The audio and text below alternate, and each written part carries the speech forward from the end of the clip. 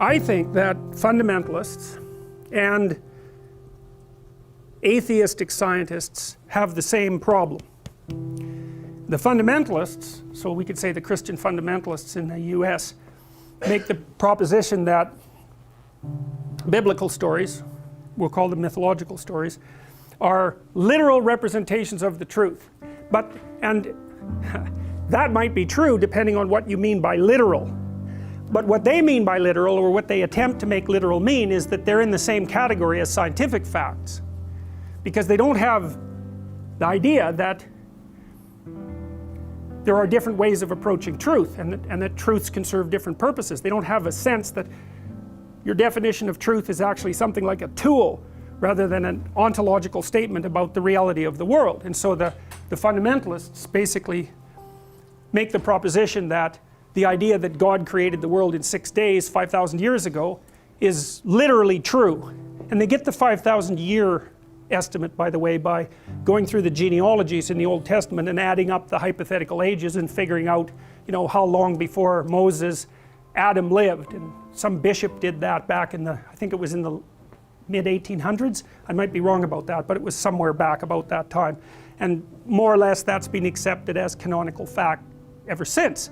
And then the scientists say, well, yeah, those are empirical truths, they're just wrong. See, and that's the only difference there is between the fundamentalists and the atheist scientists. The fundamentalists say those are fundamental scientific truths and they're right, and the scientists say, well, they're scientific truths, they just happen to be wrong. Well, I think that's a stupid argument, personally. I mean, for a bunch of reasons. One is that the people who wrote the ancient stories that we have access to were in no way, shape, or form scientists. You know, modern people tend to think that you think like a scientist, and people have always thought that way. First of all, you do not think like a scientist. Even scientists hardly even think like scientists. But if you're not scientifically trained, you don't think like a scientist at all. So one of the things, for example, that characterizes your thinking is confirmation bias. And so if you have a theory, what you do is wander around in the world looking for reasons why it's true. And a scientist does exactly the opposite of that in the little tiny narrow domain where he or she is actually capable of being a scientist. And what they have is a theory and look for a way to prove it wrong. But believe me, you don't run around doing that. I mean, you can train yourself so now and then you can do that. You know, you can learn to listen to people, for example, on the off chance that you might be wrong. But that is by no means a natural way of thinking. And of course, the fundamental philosophical axioms of the scientific method weren't developed until Descartes and Bacon and who else? Descartes, Bacon, there's one more. Anyways, the name escapes me at the moment, but you can argue about when science emerged, but it certainly emerged in its articulated form within the last 1,000 years. I think you could say even more specifically that it emerged in the last 500 years. Now you might argue with that and say, well, what about the Greeks and other people who were fairly technologically sophisticated, or who invented geometry or that kind of thing? But yeah, bare precursors to the idea of empirical observation. Aristotle, for example, when he was writing down his knowledge of the world, it never occurred to him to actually go out in the world and look at it to see if what he assumed about it was true. And it certainly never occurred to Aristotle to get 20 people to go look at the same thing independently, write down exactly how they went about doing it, compare the records, and then extract out what was common. I mean, that seems self-evident to us to some degree, but you know, it was by no means self-evident to anyone 500 years ago, and people still don't do it. So it's not plausible. If you know anything about the history of ideas, it's not plausible to posit that stories about the nature of reality that existed before 500 years ago were scientific in any but the most cursory of ways. So why we have that argument continually is somewhat beyond me. Part of the reason is, though, that everyone, fundamentalists included, really believe in scientific facts. Even though they hate it, they'll use computers, they'll fly. Computers wouldn't work unless quantum mechanics were correct. Like, the fact that you use a high-tech device indicates through your action that you actually accept the theories upon which it's predicated, right? The same as flying.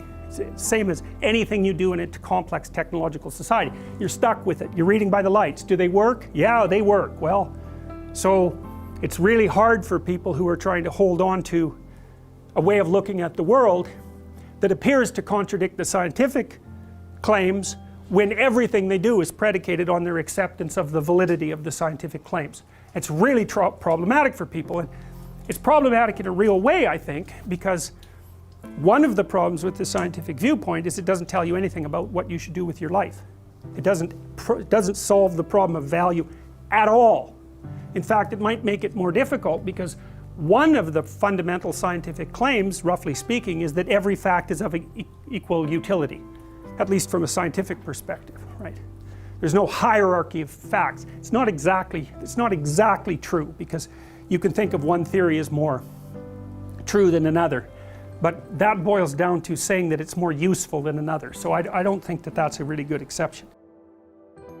You got the scientific atheists on one end and you got the religious fundamentalists on the other, and what they both agree on, whether they like it or not, is that there's so much power in the scientific method that it's difficult to dispute the validity of scientific facts. And they seem to exist in contradiction to the older, archaic stories if you also accept them as fact-based accounts.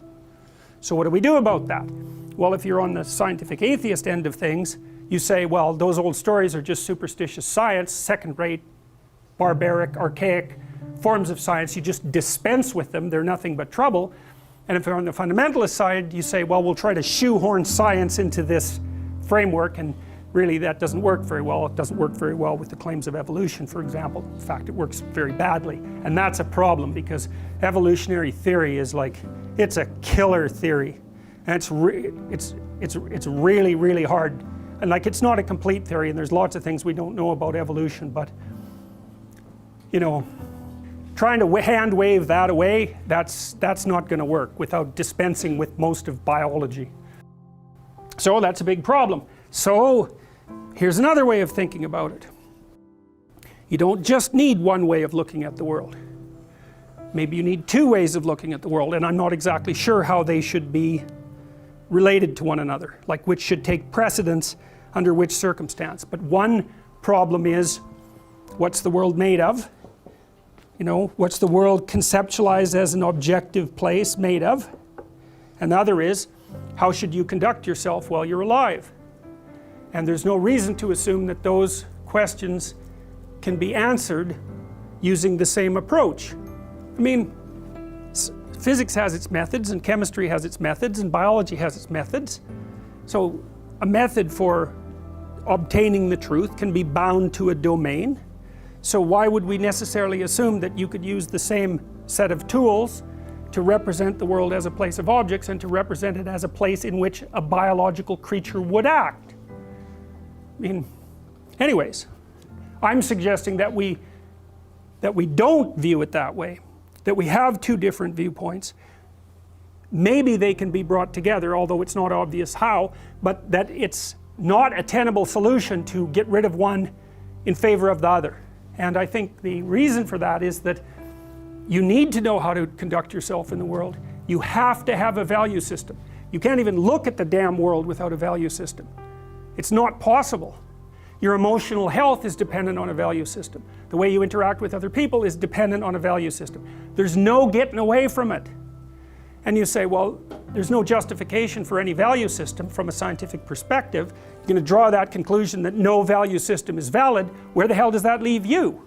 There's no down, there's no up, there's no rationale for moving in any direction. There's not even really any rationale for living, and so people say things like that. Well, why the hell should I care what happens in a million years? Who's going to know the difference? It's like, yeah, true, stupid, but true. And the reason I think it's stupid is because it's just a game. You know, I can take anything of any sort and find a context in which it's irrelevant. It's just a rational game. It's like, who cares if 100 children freeze to death in a blizzard? What difference is it going to make a billion years? Well, what do you say to someone who says that? You say, well, seems like the wrong frame of reference, bucko. That's what it looks like to me. You know, because at some point you question the damn frame of reference, not what you derive from it. And it certainly seems to me that situations like that don't allow you to use that kind of frame of reference. There's something inhumane about it, and that trumps the logic, or at least it should. And if it doesn't, then all hell breaks loose, and that doesn't seem to be a good thing.